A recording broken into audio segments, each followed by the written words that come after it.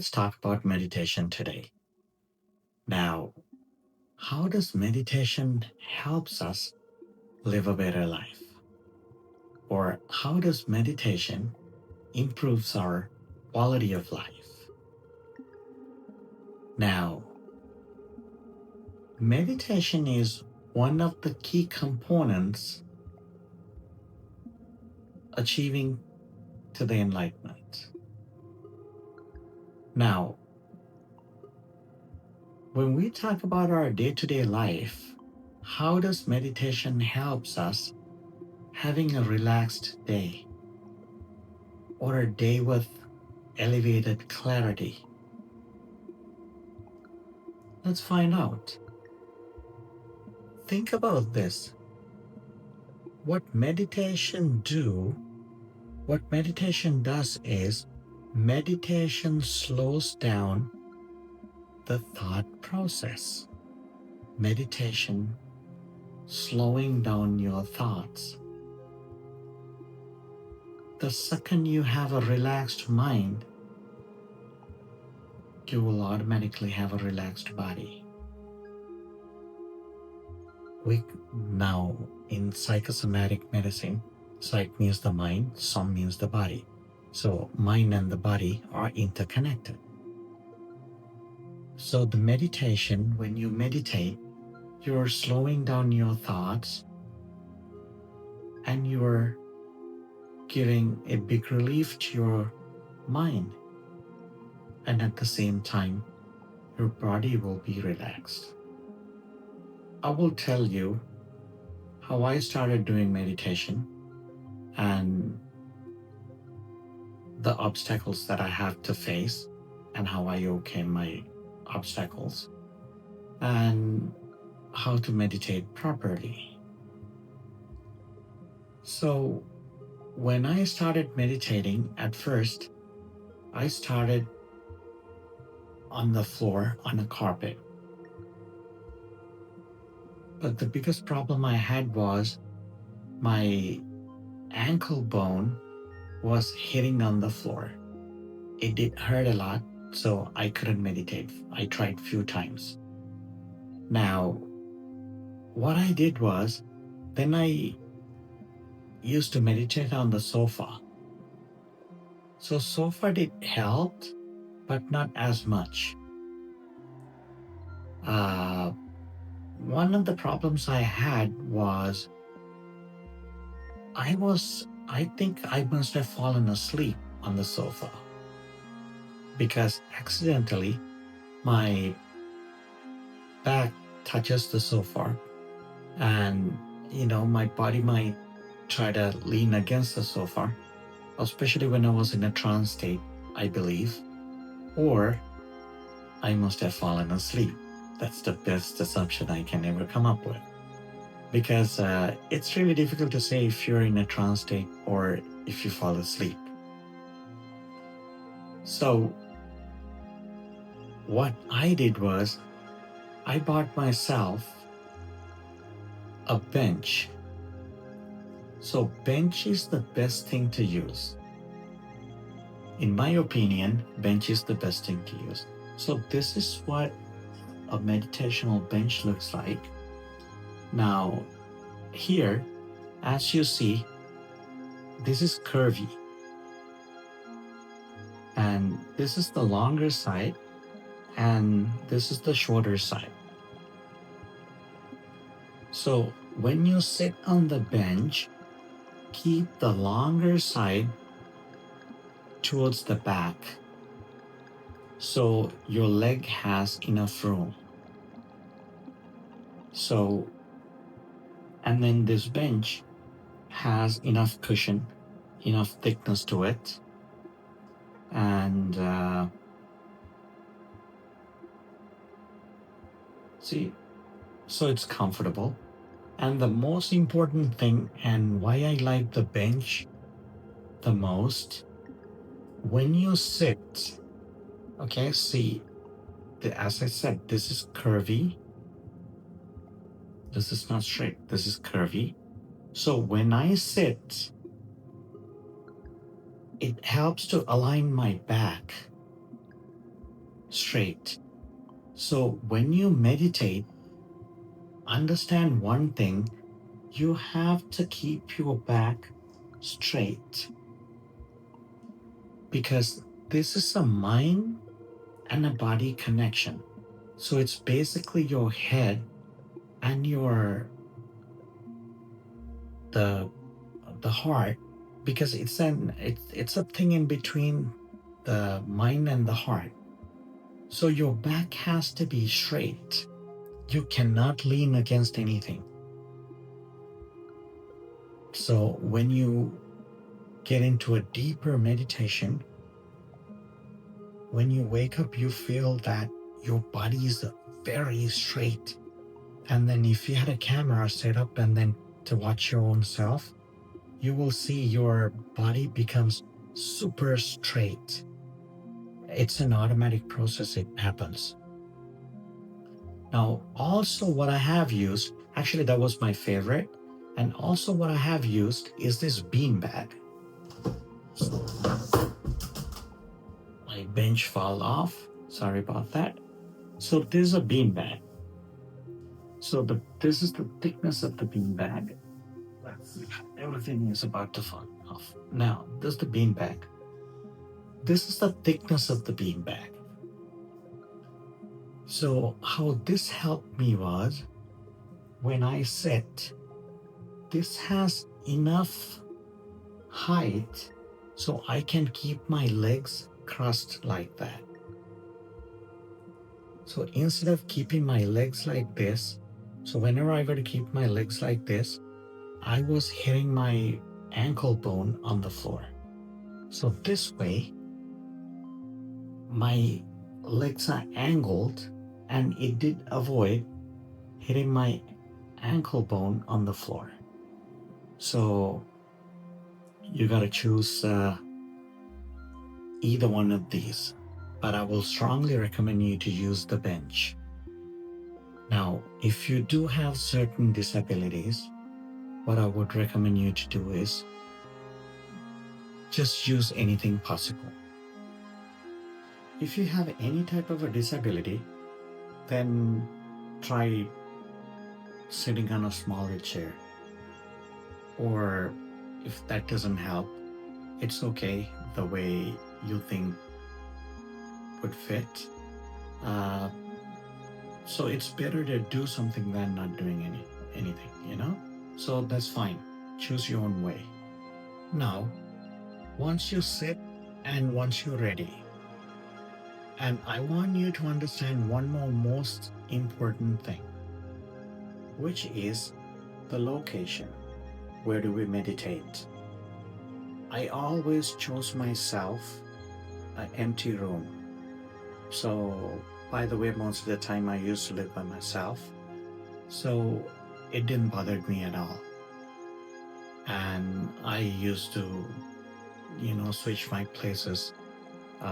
Sometimes I meditate in the living room, bedrooms.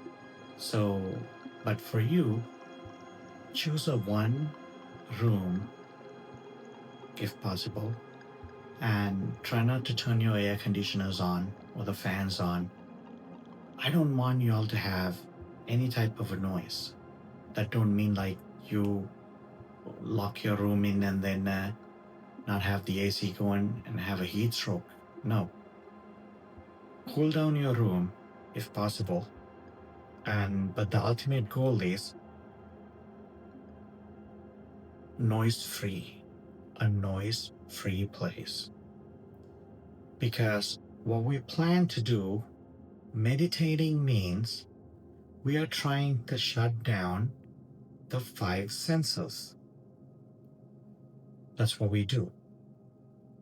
So, what are the five senses again? Eyes, ears, nose, tongue, and the body.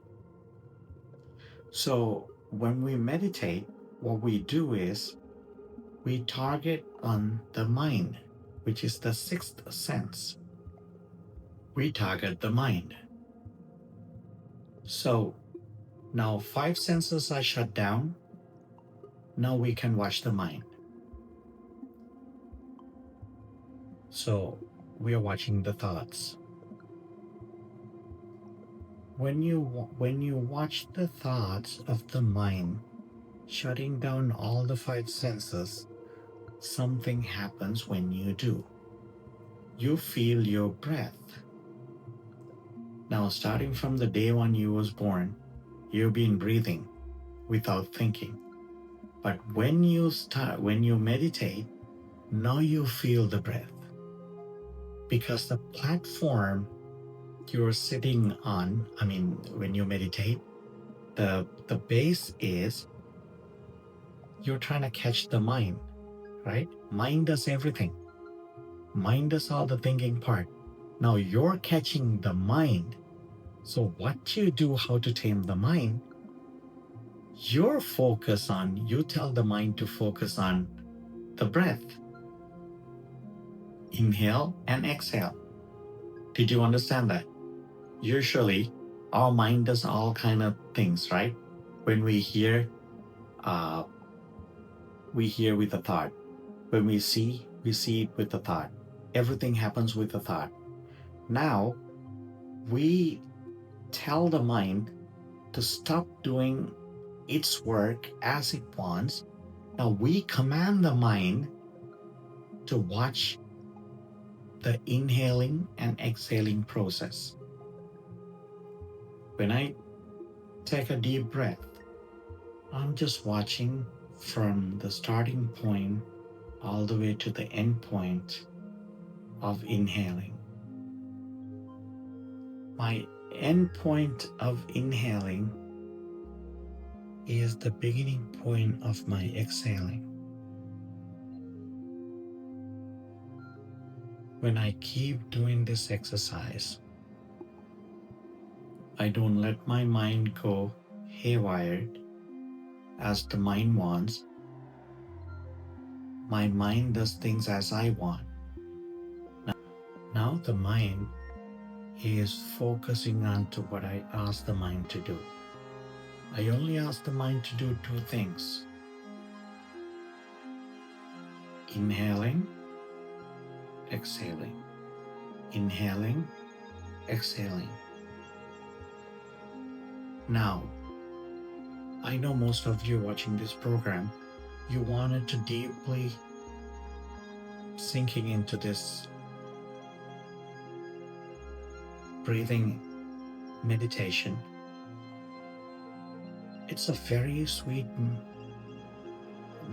meditating style. It's an amazing meditating style. If you get yourself into this, you will fall in love into this. And practicing some, whatever it is, people happen to mention that they've seen demons, they've seen this, they've seen that. None of that happens in this type of meditation.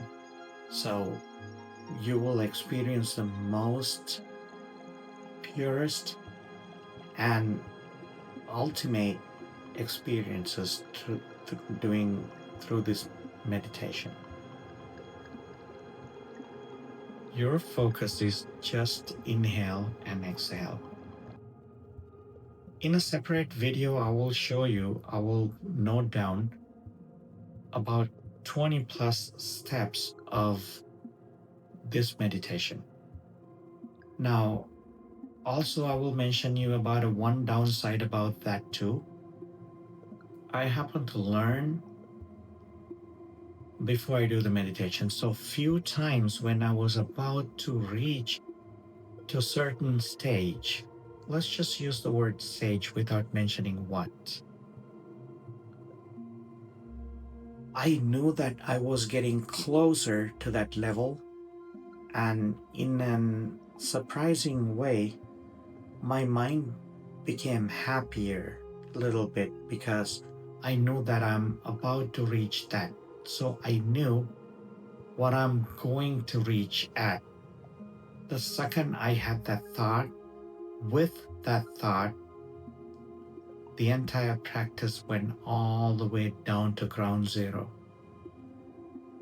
Then it took me a while to build up things up, the meditation wise, to go up and then reach that target.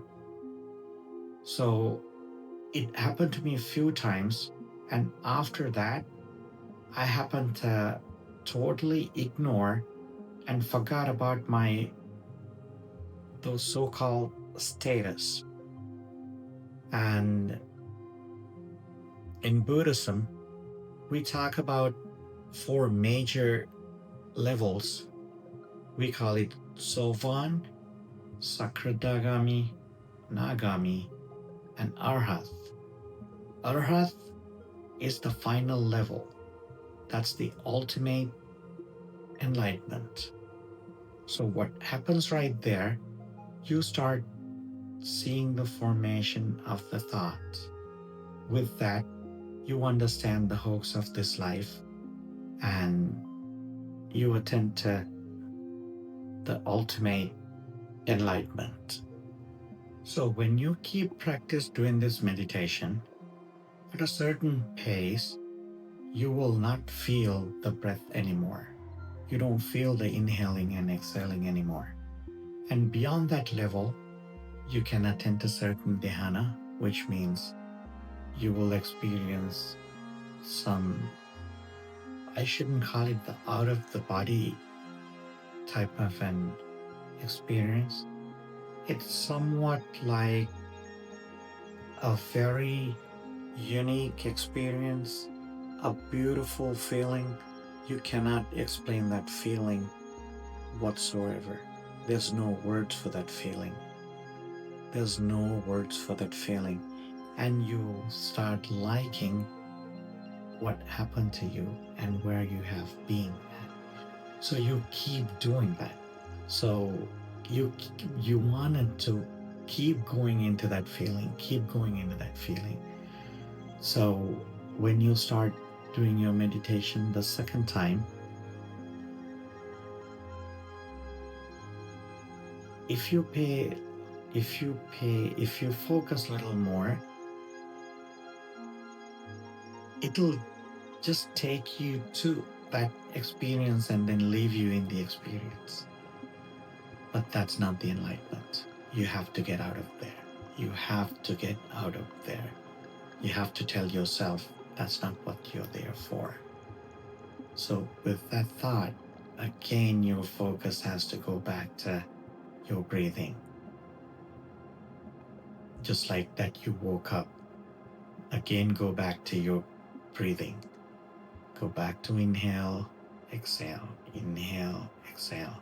You got to tell yourself, having an understanding, that's what you're there for. So you got to get yourself back to that. Now, as I said, in a separate video, I will mention you those 20 plus steps and how that happens. Because for now, it's not that important because you have to get yourself into a practice now. You have enough information. You know how to do, you know what to do, you know the mechanism behind that. Now, get yourself into the practice and slowly, little by little, whatever the questions you have, just ask me and I can tell you those. And I'm not sure the time frame, but leave a comment below and other questions as well. We'll find a different way to getting to know each other in a smaller group or whichever it's the way. Because when you start doing the meditation part, I know so many people start liking, you love doing this meditation. And that's when you have so many questions, so if for some reason this is just an idea, I'm not sure if I could or I cannot, but for now, if you can get together in a smaller group, that would help. Or if each one of you can help each other, whoever's watching this program can help another person, but try not to mislead people.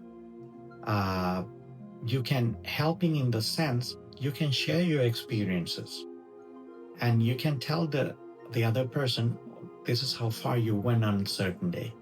So basically, you're encouraging the other person. Now, I think we went through a lot. And what do you think about the presentation? Did I miss anything? Or have I done it good enough? Is there any things I should do to improve my presentation? Or do you literally understand the way I'm presenting myself to you? So honestly, it helps me a lot to learn and then to connect better with you.